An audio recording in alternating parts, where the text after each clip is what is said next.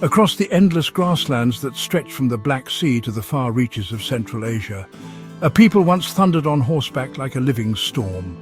They left behind no grand palaces of stone, no towering temples, no sprawling cities. Instead, they left graves filled with gold, weapons, and sacrificed horses. They left terror in the hearts of their enemies and awe in the records of the Greeks, Persians, and Chinese. These were the Scythians, nomadic lords of the steppe, warriors who lived and died with their horses, who wielded the bow with deadly mastery, and who forged a culture as fierce as the winds that swept their homeland. To the settled civilizations of the ancient world, the Scythians were both a nightmare and a mystery. The Greeks called them Scythians, a name that conjured fear of wild, ungovernable horsemen who drank the blood of their enemies. Herodotus, the father of history, described them in detail, marveling at their customs, their brutality, and their strange beauty. They were not bound by walls or borders, but roamed wherever their herds and conquests led them, their power measured in horses rather than acres of land. The Scythians emerged in the 9th century BCE, moving into the vast Eurasian steppes north of the Black Sea. These were lands of boundless grass, where herds could graze endlessly, and mobility was the key to survival. The Scythians perfected the art of living on horseback. From a young age, children learned to ride, shoot, and hunt, so that by the time they were grown, every Scythian was a warrior. They carried composite bows made of wood, horn, and sinew, weapons far more powerful than those of their enemies, able to pierce armor at long distances. In battle, they were ghosts of the steppe, appearing suddenly, showering arrows, then vanishing into the horizon before the enemy could strike back. This mastery of mounted warfare made them nearly invincible to the great empires that tried to subdue them. In the 6th century BCE, the Persian king Darius the Great led a vast army northward to conquer them. But the Scythians refused to fight pitched battles. They burned their pastures, poisoned wells, and retreated deeper into the steppe, harassing the Persians with ambushes and raids. Darius, frustrated and exhausted, was forced to retreat. His army defeated not by swords, but by the merciless tactics of nomads who could not be cornered. The Greeks would later call the Scythians unconquerable, and even Alexander the Great would think twice before venturing too far into their lands. But the Scythians, they were not just warriors, you see. They were artisans of extraordinary skill.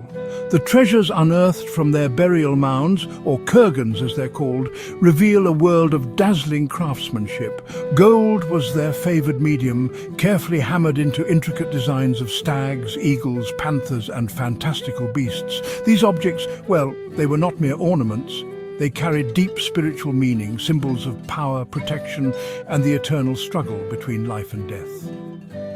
In their art, the Scythians revealed a cosmology where animals were sacred, where the spirit world intertwined with the hunt, the battlefield, and the journey after death. Their graves, you know, speak volumes about their way of life.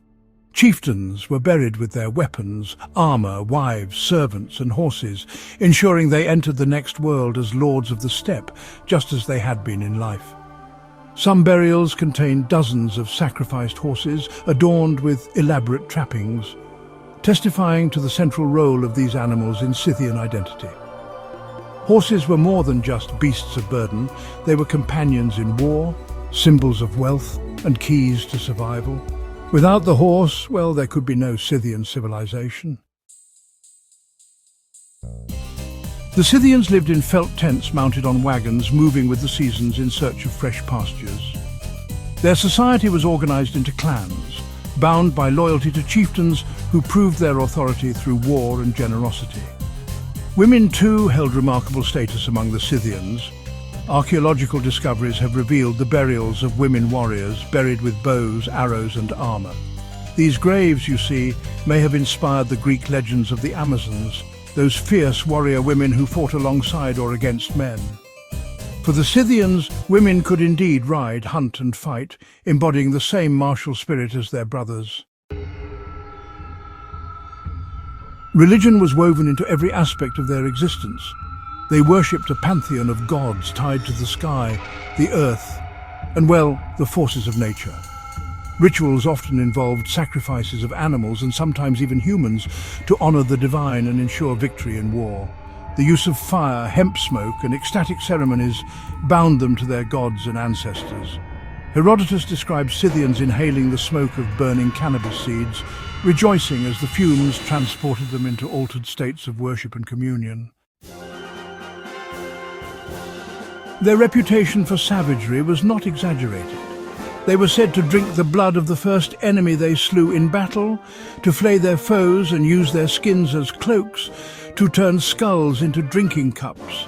Whether these practices were universal or, exaggerated by Greek storytellers is uncertain, but they cemented the Scythians' image as a people both terrifying and alien. Yet behind the fear lay respect, for the Greeks also admired their freedom, their toughness and their mastery of the horse and bow. For centuries, the Scythians dominated the steppe. Their influence spread through trade as well as war. They were middlemen in the great networks that connected Greece, Persia, India and China. Furs, slaves and horses flowed from the steppes, while wine, textiles and luxury goods came in return.